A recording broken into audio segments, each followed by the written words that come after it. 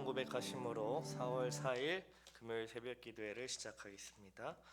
전능하사 천지를 만드신 하나님 아버지를 내가 믿사오며 그 외아들 우리 주 예수 그리스도를 믿사오니 이는 성령으로 잉태하사 동정녀 마리아에게 나시고 본디오 빌라도에게 고난을 받으사 십자가에 못 박혀 죽으시고 장사한 지 사흘 만에 죽은 자 가운데서 다시 살아나시며 하늘에 오르사 전능하신 하나님 우편에 앉아 계시다가 저리로서 산자와 죽은 자를 심판하러 오시리라.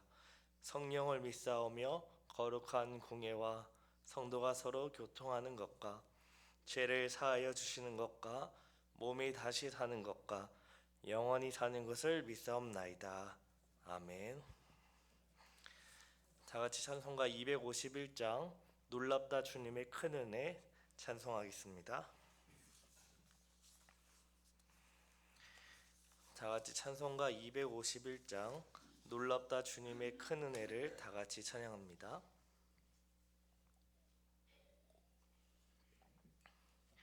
놀랍다 주님의 큰 은혜 우리의 죄를 속하시려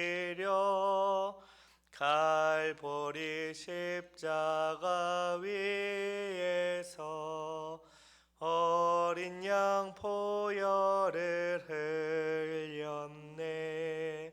주의 은혜 우리의 죄를 다시 섰네.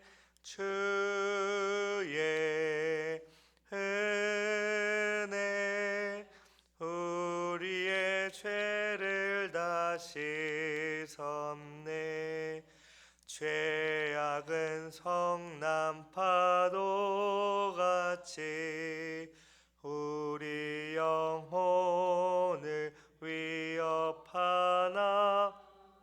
헤아릴 수 없는 주 은혜 십자가에서 보이셨네. 주의 은혜 우리의 죄를 다시 섰네. 주의 은혜 우리의 죄를 다시 섰네. 죄악에 물든 영혼들을 주께서 피로 씻으시네. 지금도 흐르는 그 피에 눈보다 더 희게 씻으라. 주의 은혜 우리의 죄를 다시 섰네.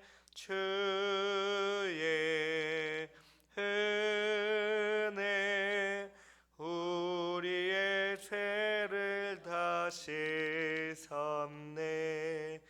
피할 수 없는 그 은혜를 믿는 자에게 거저주네. 형제여 주 앞에 나와서 더지체 말고 곧 받으라. 주의 은혜 우리의 죄를 다시 섰네. 주의 은혜 우리의 죄를 다시 섰네. 기도하겠습니다. 하나님 아버지 감사합니다.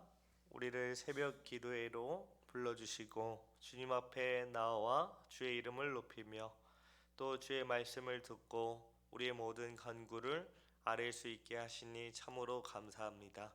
우리의 모든 것이 하나님의 손안에 있음을 다시 한번 깨닫고 주님의 능력의 오른손을 붙들고 의지함으로 주님 앞에 나옵사오니 아버지 우리를 꼭 붙잡아 주시옵소서. 그래야 이 세상에서 우리가 살아갈 때에 하나님의 부르심을 생각하고 어떤 상황 속에서도 하나님의 그 부르심에 따라 주의 뜻에 온전히 순종하며 하나님을 기쁘시게 하는 우리 모두가 될 수 있도록 은혜를 더하여 주시옵소서. 아버지 이제 하나님 말씀을 듣습니다. 성령 하나님 조명하여 주셔서 주의 뜻이 무엇인지 알게 하옵소서. 아는 것으로 끝나는 것이 아니라 우리의 삶 가운데 온전히 순종하여 하나님께 영광을 돌리는 우리 모두 되게 하옵소서. 감사드리오며 이 모든 말씀 예수 그리스도의 이름으로 기도드립니다. 아멘. 우리 하나님 말씀을 다 같이 보겠습니다. 로마서 4장 9절에서부터 12절 말씀을 다 같이 보겠습니다. 로마서 4장 9절부터 12절 말씀입니다.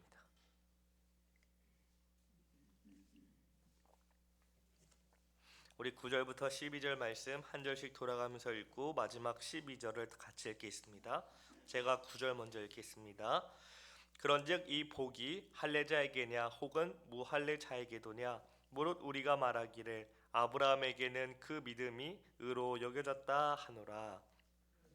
그것이 어떻게 여겨졌느냐? 할례시냐 무할례시냐? 할례시가 아니요 무할례시니라. 그가 할례의 표를 받은 것은 무할례시의 믿음으로 된 의를 인친 것이니 이는 무할례자로서 믿는 모든 자의 조상이 되어 그들도 의로 여기심을 얻게 하려 하심이라. 또한 할례자의 조상이 되었나니 곧 할례 받을 자에게뿐 아니라 우리 조상 아브라함이 무할례시에 가졌던 믿음의 사치를 따르는 자들에게도 그러하니라. 아멘. 사도 바울은 로마서 3장에서 모든 사람이 죄를 범하였음에 하나님의 영광에 이르지 못한다고 했습니다. 그리고 이어서 사람이 의롭게 되는 것은 그리스도 예수 안에 있는 속량으로 인해 하나님의 은혜로 값없이 얻는 길밖에 없다라고 했습니다. 즉 행위가 아니라 믿음으로 의롭다함을 받는 것이니 사람에게 자랑할 것이 없다라고 했죠. 그래서 로마서 3장 30절에는 이렇게 말합니다. 할례자도 믿음으로 말미암아 또한 무할례자도 믿음으로 말미암아 의롭다 하실 하나님은 한 분이시다. 의롭다고 하실 수 있는 분은 하나님 한 분이시다라고 로마서 3장을 마쳤습니다. 그렇다면 어떻게 할례자나 무할례자나 모두 믿음으로 의롭다함을 받는다고 말할 수 있는가? 그렇다면 할례는 도대체 무엇인가라는 질문이 이제 생기죠. 이에 대한 질문을 로마서 4장 1절부터 계속해서 풀어가는데 특별히 오늘 9절에서 12절 말씀은 조금 더 집중적으로 이 할례가 의롭다함을 받는데 어떤 역할을 하는지 정말로 우리가 의롭다함을 받기 위해선 무엇을 알아야 하는지 나누어 보도록 하겠습니다. 먼저 유대인에게 할례란 하나님의 백성으로 받아들여지는데 반드시 필요한 것이었습니다. 즉 할례라는 의식은 그들이 하나님 앞에서 의롭다함을 받는 근거이자 그분의 백성으로 인정받기 위해서 반드시 해야 할 예전이었습니다. 그만큼 유대인에게 있어서 할례는 굉장히 중요했습니다. 그래서 예수 그리스도를 믿어서 구원을 받는다고 말해도 예수님을 믿는 유대인 가운데서도 예수님 믿는 것으로는 좀 부족하다. 할례도 행해야 한다라고 주장을 하기도 했습니다. 그런데 할례를 행해야 한다는 주장은 율법을 다 행해야 한다는 것과 마찬가지로 의롭다함을 받기 위해서 할례를 행해야 하는 것과 의롭다함을 받기 위해 율법을 지켜야 한다. 이 말이 이제 동일하게 여겨진 것이죠. 그래서 사도 바울은 이것을 굉장히 심각하게 받아들였습니다. 왜냐하면 의롭다함을 얻기엔 우리의 행함으로 그 근거가 될 수 없었기 때문입니다. 왜냐하면 할례를 받지 않으면 구원을 받지 못한다는 말 자체가 율법의 행위가 의롭다함을 받는 근거가 된다는 사실로 이어질 수 있었기 때문이죠. 그래서 아까 제가 읽어드린 것처럼 로마서 3장 30절에서는 할례자도 믿음으로 말미암아 또한 무할례자도 믿음으로 말미암아 의롭다 하실 하나님은 한 분이시다라고 말한 것이죠. 오늘 본문에서 사도 바울은 이 다윗이 시편 32편에서 노래한 불법이 상함을 받는 그 행복이 할례자에게뿐만 아니라 무할례자에게도 주어진다고 합니다. 이것은 로마서 3장 30절 말씀을 다시 한번 반복하고 강조하는 거죠. 왜 이 똑같은 내용을 33장 30절에서 다룬 내용을 여기서 다시 하는 이유가 뭘까요? 그만큼 중요하기 때문입니다. 바울은 할례자나 무할례자나 모두 믿음으로 의롭다함을 받는다고 합니다. 그는 다시 한번 아브라함의 예를 들면서 할례가 의롭다함을 받는데 아무런 조건이 될 수 없다고 말해요. 유대인들에게 중요한 인물들이 있죠. 아브라함도 있고요, 또 다윗도 있고 모세가 있는데 이 사도 바울은 아브라함의 얘기를 다시 꺼냅니다. 로마서 4장 10절을 보시기 바랍니다. 그런즉 그것이 어떻게 여겨졌느냐? 할례시냐 무할례시냐? 할례시가 아니요 무할례시니라. 아브라함이 믿음으로 의롭다 여겨졌을 때 그는 할례 받기 전이었습니다. 창세기 17장 9절에서부터 11절을 제가 읽어드리겠습니다. 하나님이 또 아브라함에게 이르시되 그런즉 너는 내 언약을 지키고 내 후손 대대로 지켜라. 너희 중 남자는 다 할례를 받으라. 이것이 나와 너희와 너희 후손 사이에 지킬 내 언약이니라. 너희는 포피를 베어라. 이것이 나와 너희 사이의 언약의 표징이니라. 하나님은 아브라함에게 하나님의 언약을 확인시켜 주시면서 언약에 대한 표징으로 할례를 행하도록 하셨습니다. 아브라함이 할례를 행한 때는 무려 99세쯤이었습니다. 즉 아브라함이 언약의 표징인 할례를 행함으로써 의롭다함을 받는 것이 아니라는 것이죠. 그러면 언제 아브라함은 의롭다함을 받았습니까? 창세기 15장 6절에서 하나님이 아브라함을 데리고 나가셔서 무엇을 보라 하시죠? 밤하늘에 떠있는 별을 보아라. 그렇게 하시면서 너희 후손을 이렇게 많게 할 것이다. 바다의 모래와 같이 많게 할 것이다. 이렇게 말씀을 하시죠.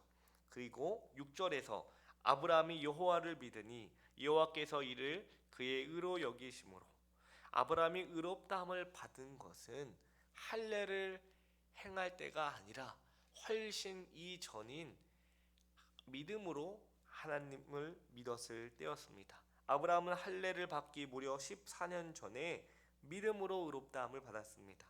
아브라함이 의롭다함을 받는데 할례는 아무런 소용이 없었다는 것이죠. 그러면 할례란 무엇일까요? 창세기 17장에서 할례는 나와 너희 사이의 언약의 표징이다 합니다. 여기서 나는 누구죠? 하나님이십니다. 하나님과 아브라함 사이의 언약의 표징. 이 말은 아브라함의 후손인 우리들에게도 언약의 표징이 된다라는 것이죠. 그래서 로마서 4장으로 돌아와서 오늘 본문으로 돌아오면 11절에서 그가 할례의 표를 받은 것은 무할례 시에 믿음으로 된 의를 인쳤다라고 말합니다. 여기서 인쳤다라는 말은 하나님의 은혜의 표징으로 믿음의 내용을 표시해 줍니다. 잘 알다시피 인치는 것은 무엇입니까? 우리가 어떤 중요한 계약을 할 때 무엇을 가져가죠? 신분증과 반드시 있어야 될 게 뭐죠? 도장, 인감이라 하나요? 그 도장이 있어야 됩니다. 인을 치는 것은 도장을 이렇게 쿵 하고 찍는 거죠. 도장을 찍으면 그것이 계약이 성립이 되는 것처럼 그 계약서에 작성된 내용들이, 해당된 내용들이 이제 나의 것, 우리의 것이 된다는 것입니다. 또한 이 인쳤다는 것은 그 믿음의 내용이 확실하게 이루어질 것을 일종의 보증해주는 그 보증서와 같다고 볼 수 있습니다. 그것은 그래서 이 인쳤다, 이 할례라는 게 바로 하나님이 아브라함에게 약속한 그 약속의 내용이 할례를 받음으로써 그 내용이 반드시 이루어질 것이다라는 것을 확실히 보여준다라는 것이죠. 결국 할례는 하나님과 아브라함 사이에 맺은 언약의 내용 무엇이죠? 땅을 주고 자손을 번성케 하게 하고 약속의 후손을 주겠다. 그 약속의 후손이 누구죠? 바로 예수 그리스도이시죠. 그 예수 그리스도를 통해 믿음으로 말미암아 의롭게 하겠다라는 것을 다시 그것을 확실하게 하는 것입니다. 할례는 믿음으로 의롭다 함을 받는데 어떠한 그 근거나 이유나 원인이 될 수 없습니다. 그것은 하나님께서 아브라함에게 약속하신 그 내용들을 언약의 표징으로서 나타내고 인치는 것에 불과하다라는 것이죠. 오늘 말씀을 통해 우리가 기억해야 할 사실은 할례자나 무할례자나 의롭다 함을 받는 것은 믿음이라는 사실입니다. 예수 그리스도를 믿음으로 말미암아 우리를 의롭게 여겨주시는 하나님의 은혜에 우리는 감사하고 찬양하며 그의 주님께서 그리스도를 통해 베풀어 주신 그 은혜의 유익들을 누리며 살아가는 것입니다. 우리가 잘나서 우리가 또 잘할 것을 보시고 우리를 의롭게 여기신 것이 아니요 전적으로 예수 그리스도를 말미암아 우리를 의롭다 여기시는 하나님의 은혜에 우리는 감사해야 합니다. 오늘 말씀을 기억하면서 할례자나 무할례자나 의롭게 여기시는 그 하나님 예수 그리스도를 믿음으로 말미암아 우리를 복되게 하는 하나님을 감사하는 저와 여러분 되기를 간절히 기도합니다. 기도하겠습니다.